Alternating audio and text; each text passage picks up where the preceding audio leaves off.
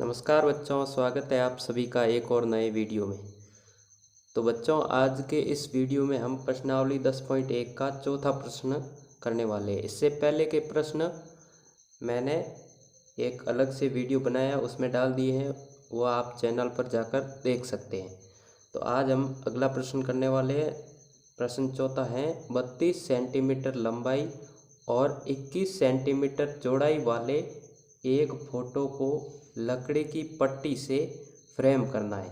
तो आवश्यक लकड़ी की पट्टी की लंबाई ज्ञात कीजिए।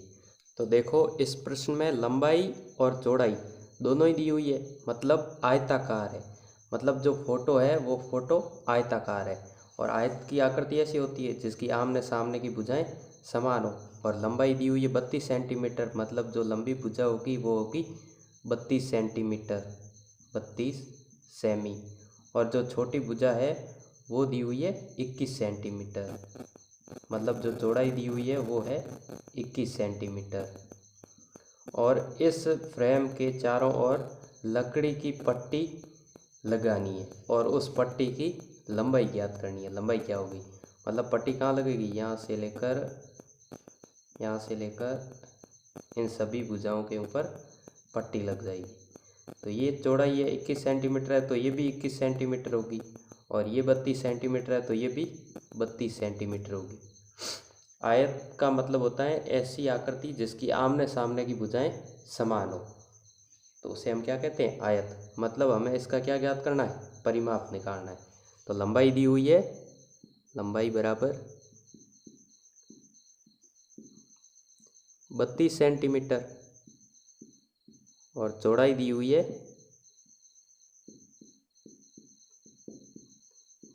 चौड़ाई बराबर है 21 सेंटीमीटर। और हमें निकालना क्या है, इस पट्टी का परिमाप या इस आयत का परिमाप। तो सूत्र लगाएंगे, आयत का परिमाप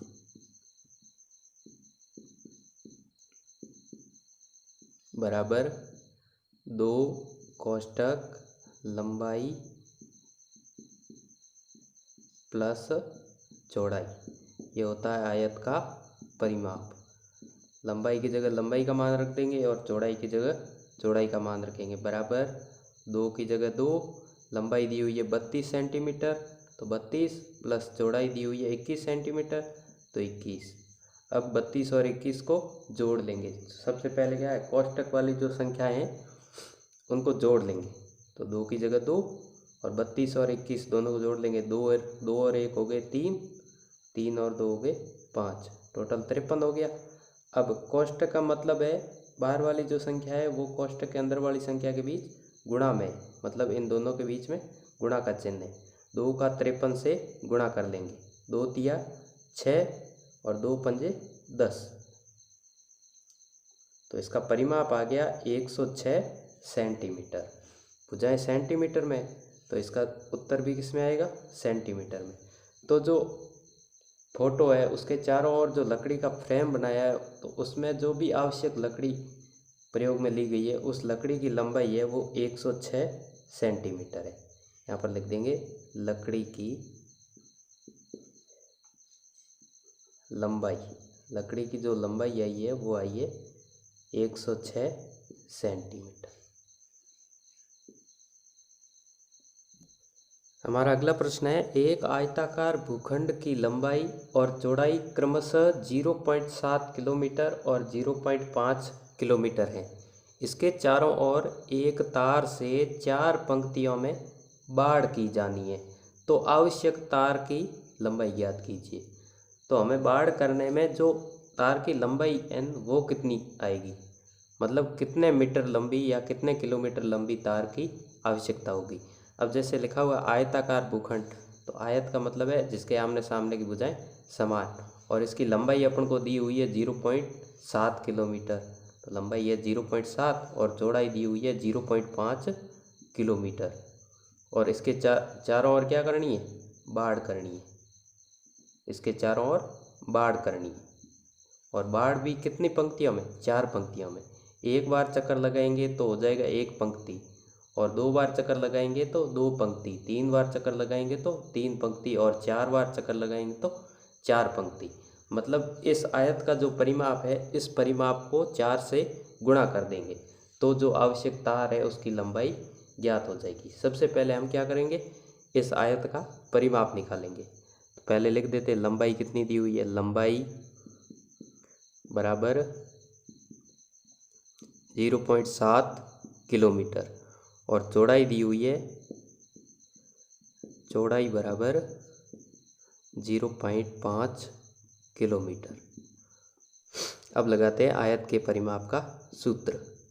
आयत का परिमाप, आयत का परिमाप बराबर 2 कोष्टक लंबाई प्लस चौड़ाई। 2 लंबाई की जगह आ जाएगा 0.7 प्लस चौड़ाई की जगह आ जाएगा 0.5 बराबर 2 की जगह 2। पहले कोष्टक वाली संख्याओं को हल, 0.7 और 0.5 को क्या कर देंगे, जोड़ देंगे।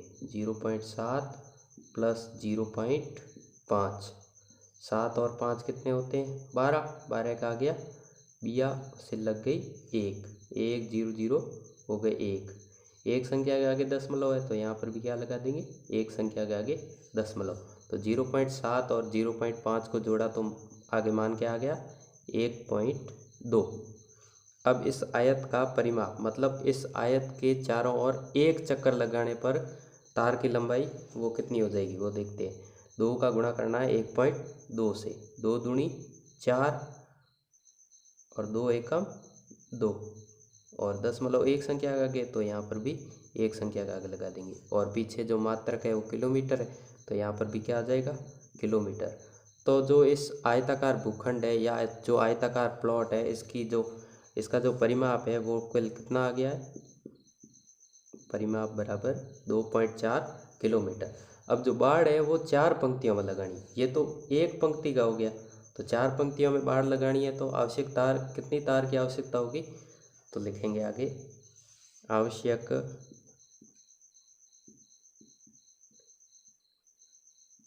तार की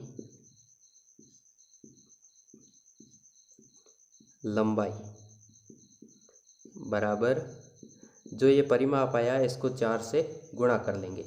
एक चक्कर में जो आवश्यक तार होगी उसकी लंबाई है और अपन को 4 पंक्तियों में बाढ़ ज्ञात करनी है, 4 पंक्तियों में जो तार की आवश्यकता होगी उसकी लंबाई ज्ञात करनी है। तो जो ये 2.4 परिमाप आया इसको 4 से गुणा कर लेंगे, मतलब 4 गुणा 2.4।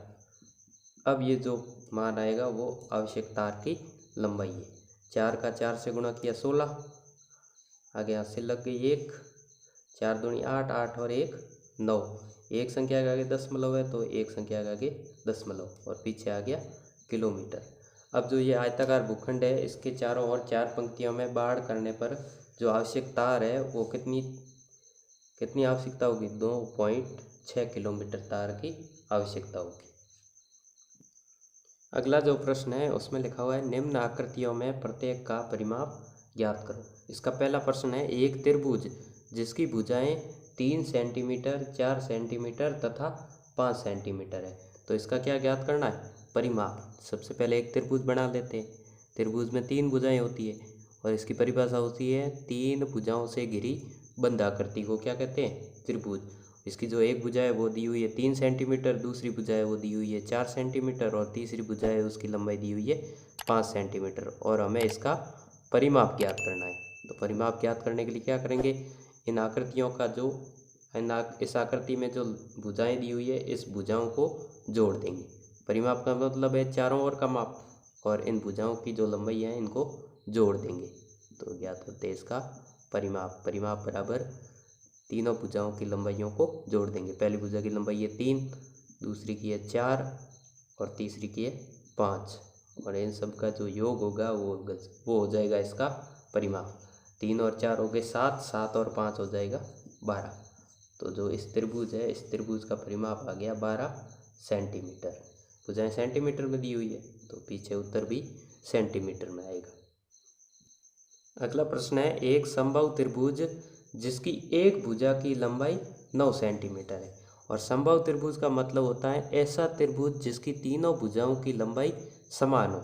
मतलब एक भुजा की लंबाई अगर 9 सेंटीमीटर है तो बाकी दोनों भुजाओं की लंबाई भी 9 सेंटीमीटर होगी। बना लेते हैं एक समबाहु त्रिभुज। ऐसा त्रिभुज जिसकी तीनों भुजाओं की लंबाई समान हो। ये भुजा अगर 9 सेंटीमीटर है तो ये भी 9 सेंटीमीटर होगी और ये भुजा भी 9 सेंटीमीटर है, 9 सेंटीमीटर होगी। तो इस त्रिभुज का जो परिमाप आएगा वो आ जाएगा तीनों भुजाओं का योग कर लेंगे। तीनों भुजाएं 9 9 की है या फिर 9 का 3 से गुणा कर लेंगे या 9 को जोड़ देंगे। 9 + 9 + 9, तीन भुजाएं, तीनों भुजाओं की लंबाई 9 9 सेंटीमीटर है। तो इसका परिमाप क्या आ जाएगा? 9 9 18, 18 और 9 हो जाएंगे 27। तो इस समबाहु त्रिभुज का परिमाप आ जाएगा 27 सेंटीमीटर।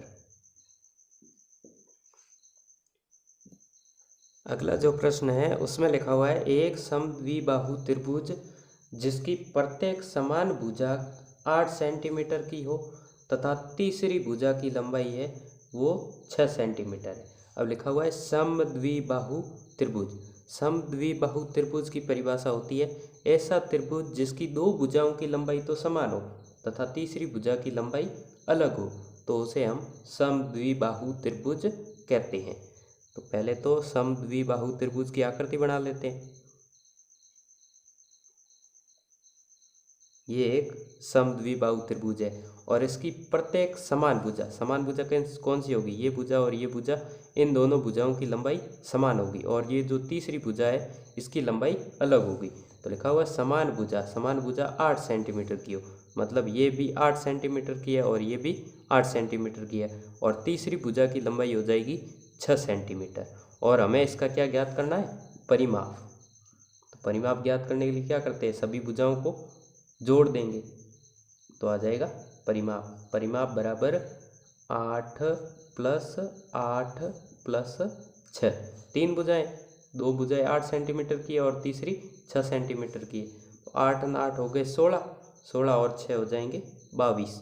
तो ये जो समद्विबाहु त्रिभुज है इसका परिमाप आ जाएगा 22 सेंटीमीटर।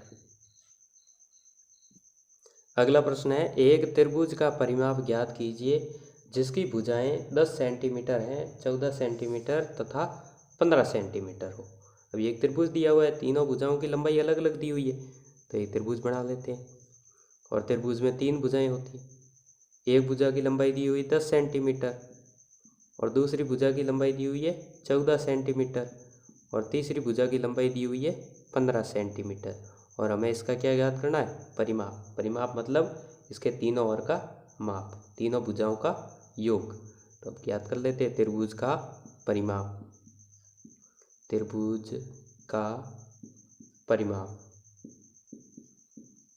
का परिमाप तीनों भुजाओं का योग कर लेंगे। पहली भुजा कौन सी है? 10 सेंटीमीटर और दूसरी है 14 और तीसरी है 15। इन सभी का कर लेंगे योग। 10 और 14 हो गए 24, 24 और 15 हो जाएगा 39। तो ये जो त्रिभुज है इसका परिमाप आ जाएगा 39 सेंटीमीटर। अगला प्रश्न है एक समषट्भुज का परिमाप ज्ञात कीजिए जिसकी प्रत्येक भुजा की माप 8 मीटर है। समषट्भुज का मतलब है ऐसा बहुभुज जिसकी 6 भुजाएं हो और 6 की 6 भुजाओं की लंबाई समान हो। क्या लिखा हुआ है? समषट्भुज। सम मतलब समान, सभी भुजाओं की लंबाई है वो समान होनी चाहिए। मतलब लिखा हुआ है प्रत्येक भुजा की माप 8 मीटर है, तो सभी भुजाओं की माप क्या हो जाएगी? 8 मीटर। इस भुजा की माप भी 8 मीटर और इस भुजा की माप भी हो जाएगी 8 मीटर और इसकी भी हो जाएगी 8, इसकी भी 8, इसकी भी 8 और इसकी भी 8। और हमें पूछा हुआ है इसका परिमाप ज्ञात करना। तो परिमाप ज्ञात करने के लिए क्या करते हैं? सभी भुजाओं का योग कर लेंगे। तो टोटल भुजाएं है कितनी? 6 भुजाएं। 1 2 3 4 5 6 भुजाएं। तो 8 को 6 बार जोड़ लेंगे। 8 + 8 + 8 + 8 + 8 और +8, टोटल 6 बार हो गया। 3 3 6 और 8 को कितनी बार जोड़ दिया? 6 बार। तो इसका क्या आ जाएगा? परिमाप का मतलब क्या होता है? चारों ओर का माप।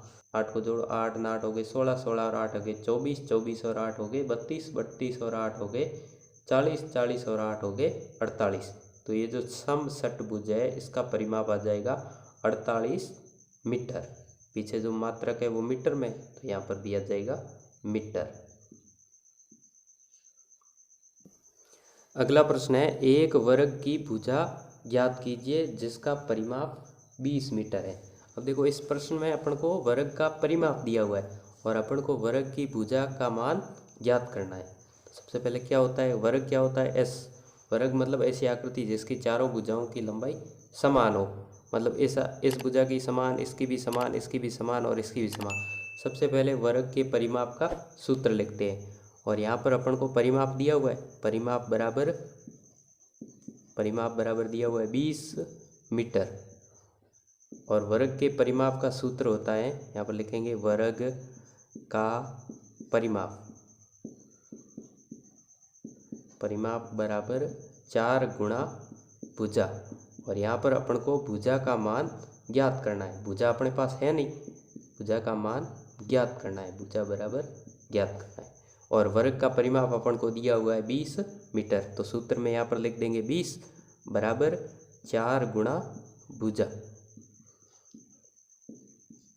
अब देखो बराबर के इस साइड 4 गुणा भुजा, भुजा के गुणा में 4 है, तो इस 4 को अगर पक्षांतरण करेंगे तो 20 के बट्टे में आ जाएगा, 20 के भाग में चला जाएगा 4। तो यहाँ पर लिखेंगे 20/4 बराबर भुजा।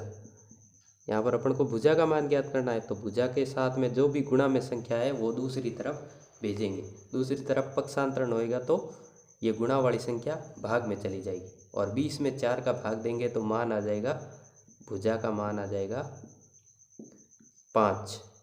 20 में 4 का भाग 5 बार जाता है, तो इस वर्ग की जो भुजा की लंबाई होगी वो हो जाएगी 5 मीटर। तो भुजा की लंबाई आ जाएगी, भुजा की लंबाई बराबर 5 मीटर। अगला प्रश्न है, एक समपंचभुज का परिमाप 100 सेंटीमीटर है, तो प्रत्येक भुजा की लंबाई ज्ञात करो। मतलब पंचभुज दिया हुआ है, उसका परिमाप अपन को दिया हुआ है और उसके भुजा की लंबाई ज्ञात करनी है। लंबाई अपन को पता नहीं है, जो भी भुजा है वो भुजा की लंबाई ज्ञात करनी है। तो पहले 90 प्रश्न में वर्ग की एक भुजा का मान ज्ञात करना था, इसमें अपन को समपंचभुज में एक भुजा की लंबाई ज्ञात करनी है। मतलब सभी लंबाई समान है, सभी भुजाओं की लंबाई क्या लगा हुआ है, समपंचभुज। समपंचभुज का मतलब है सभी भुजाओं की लंबाइयाँ समान है और अपन को पूछा हुआ है इसका परिमाप तो दिया हुआ है और भुजा की लंबाई ज्ञात करनी है। तो समपंचभुज का परिमाप है वो कितना दिया हुआ है, परिमाप बराबर 100 सेंटीमीटर और अपन को ज्ञात करनी है भुजा। भुजा अपन को ज्ञात करनी है, भुजा बराबर ज्ञात करनी है। भुजा अपन के पास है नहीं और लिखा हुआ है समपंचभुज का परिमाप, और पंचभुज में 5 भुजाएं होती है और 5 भुजाओं का इसका परिमाप का सूत्र क्या हो जाएगा, समपंचभुज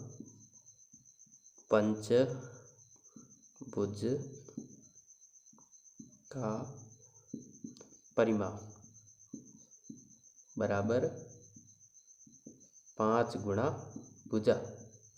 इसका परिमाप का सूत्र हो जाएगा 5 गुणा भुजा।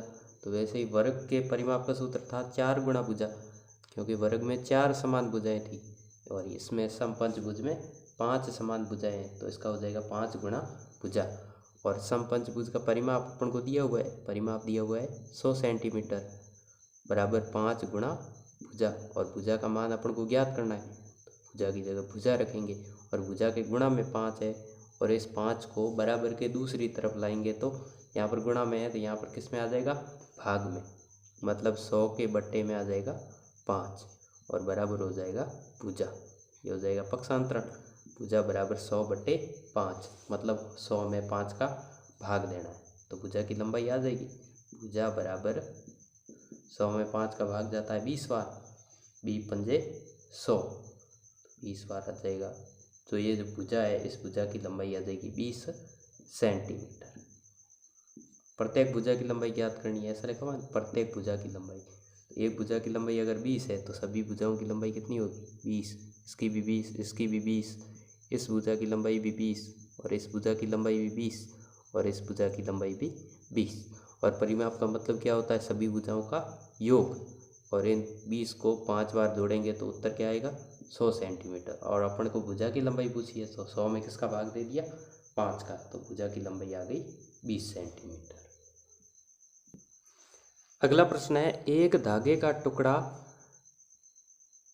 30 सेंटीमीटर लंबाई का है और इसमें अपन को प्रत्येक भुजा की लंबाई ज्ञात करनी है यदि धागे से उस आकृति को बनाया जाता है। तो पहली आकृति है एक वर्ग, मतलब उस धागे से हमें क्या करना है, एक वर्ग बनाना है और वर्ग की प्रत्येक भुजा की लंबाई ज्ञात करनी है।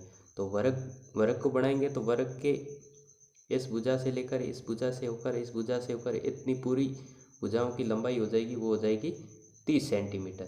तो वर्ग का जो परिमाप है वो हो जाएगा 30 सेंटीमीटर और इसकी भुजा की लंबाई हमको ज्ञात करनी है, भुजा बराबर ज्ञात करनी है। तो भुजा ज्ञात करने के लिए क्या करेंगे, वर्ग के परिमाप का सूत्र लगाएंगे।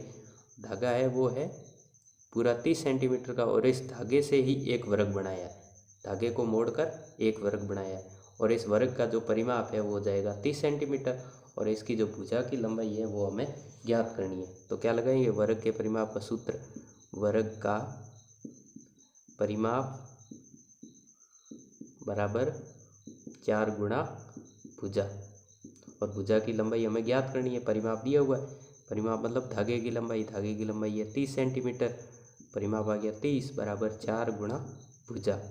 अब भुजा के साथ 4 गुणा में है तो दूसरी तरफ जाएगा तो भाग में हो जाएगा, यानी कि भुजा बराबर हो जाएगा 30/4 और 30 में 4 का भाग देंगे तो कितनी बार जाएगा, अलग से दे देते हैं यहाँ पर 30 और इसमें भाग देना है 4 का भाग जाएगा 7 बार, 7 चौके 28, पीछे बच जाएगा 2, अब भाग नहीं जा रहा है तो लगाया दशमलव, हो गया 0, अब भाग जाएगा 5 बार।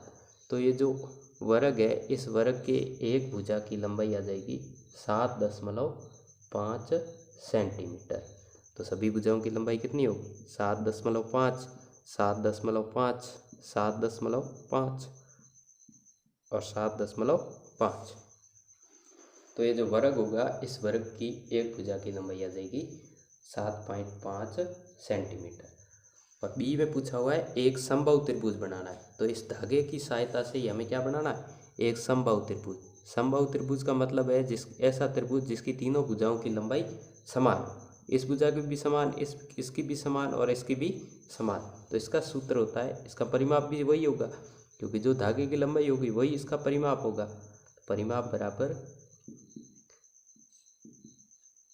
30 सेंटीमीटर और अपन को ज्ञात करनी है भुजा, त्रिभुज का, समबाहु त्रिभुज का परिमाप, त्रिभुज का परिमाप। 3 भुजाएं, तीनों की लंबाई समान है तो इसका सूत्र हो जाएगा 3 गुणा भुजा और अपन को भुजा की लंबाई ज्ञात करनी है तो बराबर परिमाप की जगह लग देंगे 30 बराबर 3 गुणा भुजा। अब भुजा के साथ में जो भी गुणा में संख्या है उसको पक्षांतरण करके 30 के भाग में ले लेंगे, आ जाएगा भुजा बराबर 30/3, 30 के बट्टे में 3 आ जाएगा और भुजा की लंबाई ज्ञात करनी, 30 में 3 का भाग जाएगा 10 बार। तो ये जो त्रिभुज की भुजा है, समबाहु त्रिभुज है, इस त्रिभुज की एक भुजा की लंबाई आ जाएगी 30 सेंटीमीटर। और समबाहु त्रिभुज के मतलब है, समबाहु त्रिभुज का मतलब है ऐसा त्रिभुज जिसकी तीनों भुजाओं की लंबाई समान हो। एक भुजा की लंबाई अगर 10 सेंटीमीटर आई है तो तीनों भुजाओं की भी क्या हो जाएगी, 10-10 सेंटीमीटर। अगला सी में दिया हुआ है एक समषटभुज, मतलब समषटभुज का मतलब है ऐसी आकृति बनानी है जिसमें 6 की 6 भुजाओं की लंबाई समान हो और वही सेम उस धागे की सहायता से, उस धागे जिसकी लंबाई 30 सेंटीमीटर है उसकी सहायता से एक समषटभुज बनाना है। तो समषटभुज ऐसा हो जाएगा, 6 भुजाएं समान है तो 30 में किसका भाग दे देंगे, 6 का, तो अपने भुजा की लंबाई आ जाएगी। यहाँ पर लिख देंगे परिमाप, इसका परिमाप है वो आ जाएगा 30 सेंटीमीटर, जो धागे की लंबाई है वही इसका परिमाप है और इस परिमाप में 6 का भाग दे देंगे तो एक भुजा का माप आ जाएगा। समषटभुज का परिमाप, इसके परिमाप का सूत्र हो जाएगा 6 गुणा भुजा, 6 भुजाएं समान है तो 6 गुणा भुजा और भुजा की लंबाई हमें ज्ञात करनी है, भुजा के साथ जो गुणा में संख्या होगी उसको पक्षांतरण कर लेंगे। परिमाप दिया हुआ है 30 सेंटीमीटर बराबर 6 गुणा भुजा, और भुजा का मान ज्ञात करना है तो भुजा बराबर हो जाएगा 30/6। 30 में 6 का भाग दिया, कितनी बार गया? 5 बार, उत्तर आ जाएगा 5 सेंटीमीटर। तो ये जो एक भुजा है इसकी लंबाई भी 5 सेंटीमीटर, इसकी भी 5, इसकी भी 5, इसकी भी 5, इसकी भी 5, और इस भुजा की लंबाई भी 5 सेंटीमीटर। समषटभुज में प्रत्येक भुजा की लंबाई समान होती है। लिखा हुआ है समषटभुज, सम का मतलब समान, षटभुज का मतलब है 6 भुजाओं वाली आकृति। तो एक भुजा की लंबाई अगर 5 सेंटीमीटर है तो सभी भुजाओं की लंबाई भी क्या होगी? 5-5 सेंटीमीटर, और इसका परिमाप हो जाएगा 30 सेंटीमीटर जो धागे की लंबाई दी हुई। आज के लिए इतना ही। अगर ये वीडियो पसंद आया है तो इसे लाइक कीजिए और हमारे चैनल को सब्सक्राइब कीजिए। धन्यवाद।